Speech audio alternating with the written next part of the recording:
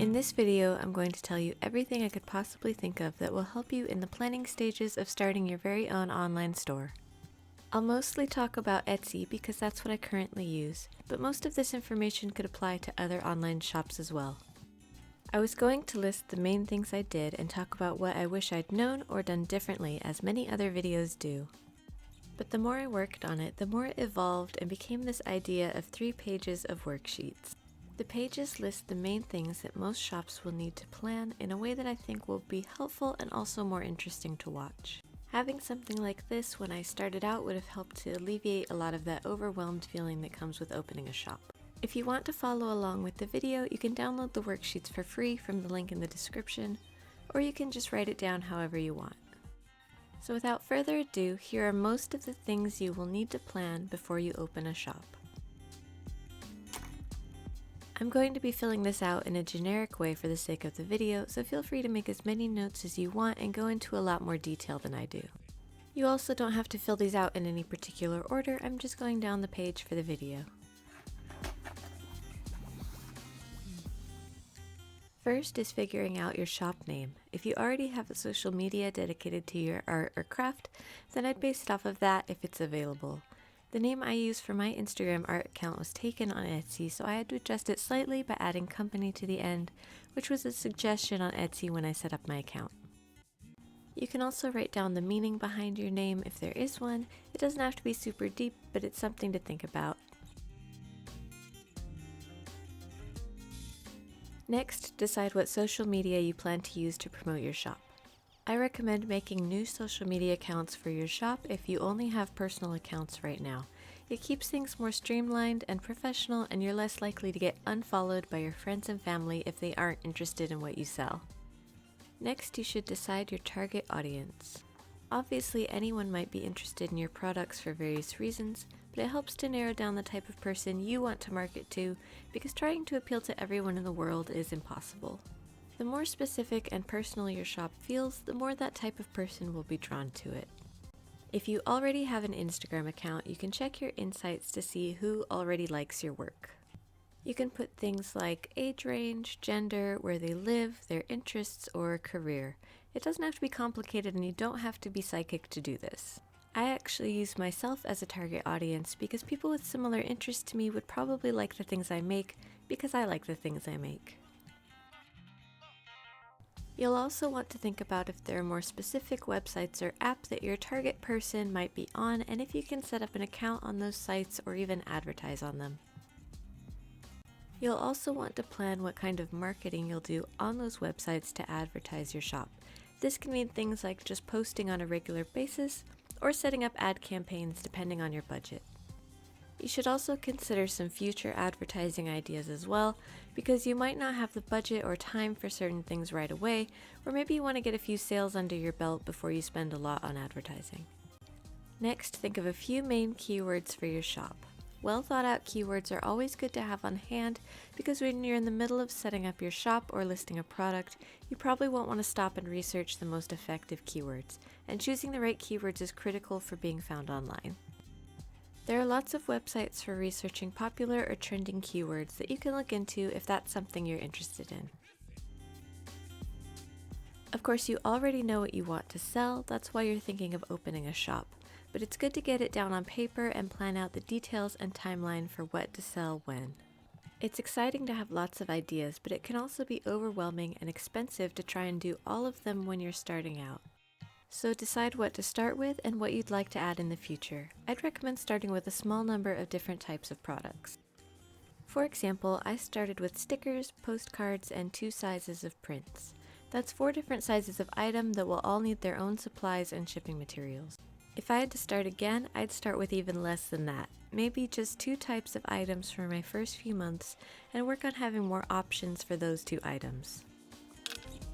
Give yourself a goal date for when you'll add more products. Maybe you'll add 1 new thing a month, or maybe do a major update every 6 months. I definitely made adjustments several months after opening because some things did not sell at all, while other things sold much better than expected. Next, you'll want to plan the details of each product type. This page can be reprinted for each product, or if you're taking your own notes, just be sure to repeat these steps for each type of item that you plan to sell. I'm going to be using my 8x10 prints as an example, but the information I use will be generic because prices and things always change. Depending on what you're selling, you probably already know what you need to make your items, or you may need to do some research if it's something you haven't made before. For planning your shipping materials, I'd recommend watching videos by people who sell the same size item that you want to sell. I have one about making and shipping my prints and stickers, and I would imagine there are similar ones out there for more three-dimensional items as well. If you plan to sell multiple sizes of things, don't just buy one large size box or envelope and try to use that for everything. It's not safe for your items and could also increase your shipping costs. Plus, it looks more professional when things fit nicely into their packaging. When you buy your supplies, I'd recommend that you only buy what you need for making and shipping your first 25 or so sales. It could be less or more depending on the type of thing you're selling, just use your own judgment. After your first 10 to 20 sales, you'll have a much better idea of what you should start buying in bulk. And giving yourself a set number of things to buy also makes the process slightly less overwhelming. Next, think about how you'll handle your production. Do your items take a long time to make, and should you make several in advance, or can they be made when they are ordered? For my prints, I have all of the image files ready, but I don't print them until I get an order. This ensures that I don't waste paper and also that the print will be in the best condition possible when it is sent to the buyer.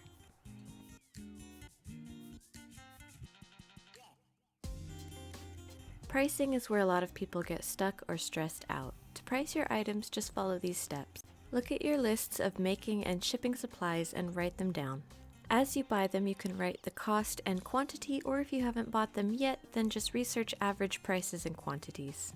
Once you have these filled in, you'll divide the price you paid by how many you got, and that will tell you what you're paying per item.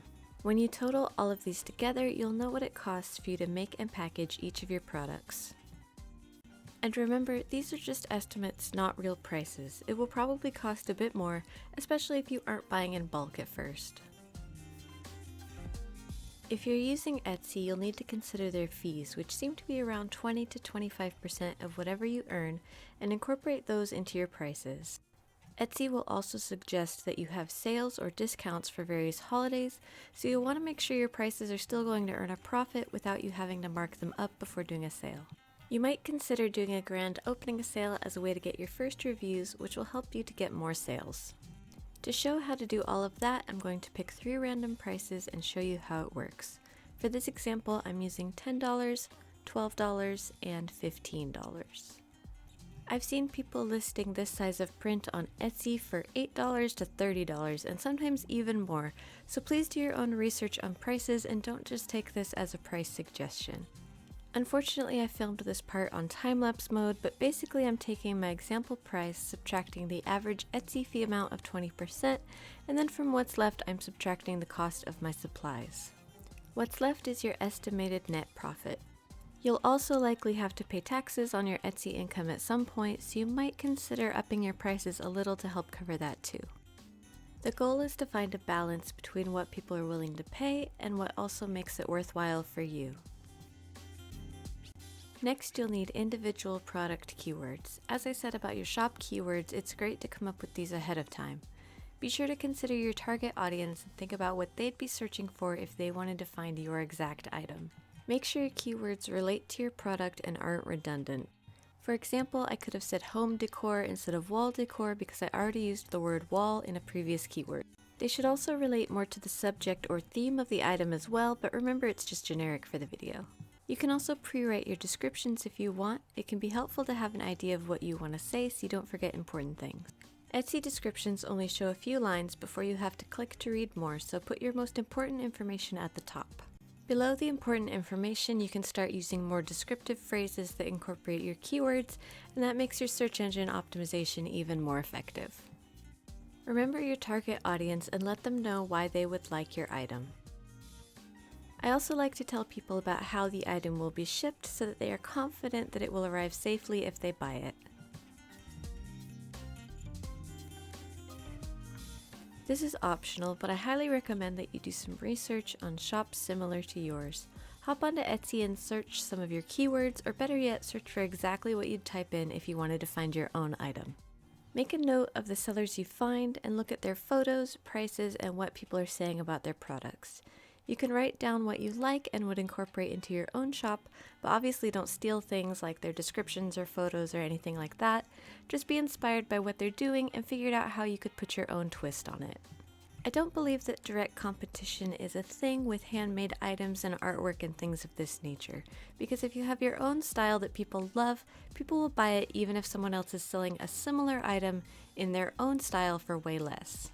You can also look for things that you don't like and would do differently. It helps to put yourself in the shoes of a buyer for this. Maybe you don't like that they don't show the back of a product, or they don't give enough information about the actual size. You should also take a look at how they price their items and what they offer for shipping. If there's a shop you really love and you have the money for it, you should consider buying something from them to see their items and packaging firsthand.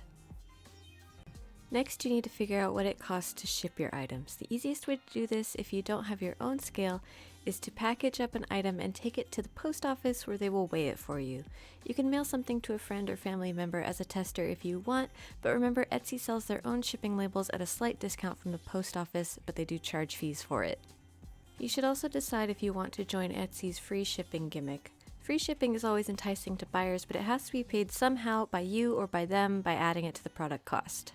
For me, I just have the customer pay shipping like normal, and I've set up the free shipping over $35 option because I rarely get large sales. Again, these are just generic numbers to show how you might keep track of shipping prices because I ran out of room on the individual product page. You'll need to do this research yourself based on whatever country you live in. You'll definitely want to get a post office box or address as soon as possible. I did my first few sales without one, but of course it's always a risk to use your home address. In the US, P.O. Box prices are on the post office website, and I would imagine other countries have that information online as well. For other expenses, I got things like my printer, some storage furniture to hold my supplies, and general shipping supplies like packing tape. You can also decide on your advertising budget here if you have one.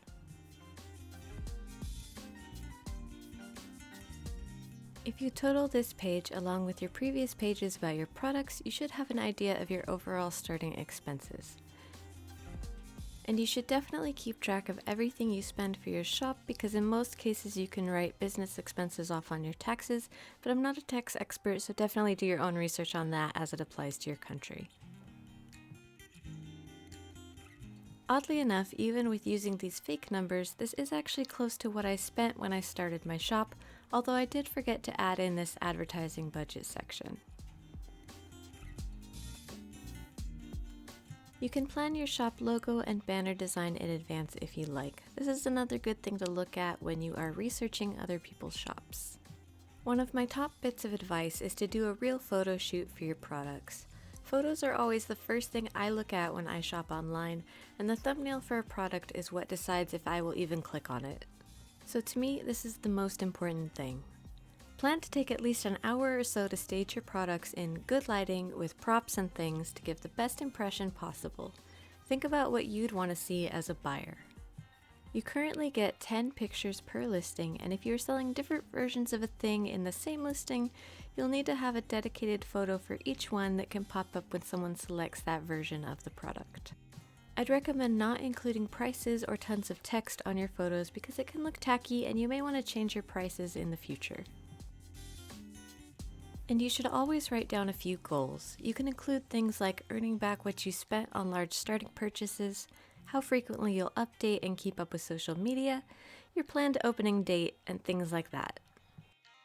My final bit of advice is to be patient once you open and don't get discouraged if you have a slow start.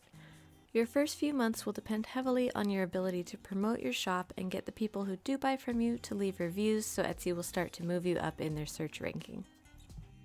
As always, these are just my opinions based on my own experiences with starting an Etsy shop. Your success will come down to your own unique situation and abilities, and if people want what you're selling. Hopefully this video helped you to have a better idea of what you should expect and plan before you open a shop. These worksheets are available for free for you to print and use for yourself. There's also an option to pay whatever you want, so if you find them helpful, then whatever you want to pay for them is appreciated. If you're unsure about if you're ready to start a shop, especially if you're an artist, be sure to check out my video about the 5 signs that you might be ready to sell your art prints. If you found this video helpful, let me know with a comment, a like, or by subscribing if you want to see more videos like this. And if you made it all the way to the end of this video, good luck with whatever kind of shop you're thinking about opening, and thank you so much for watching.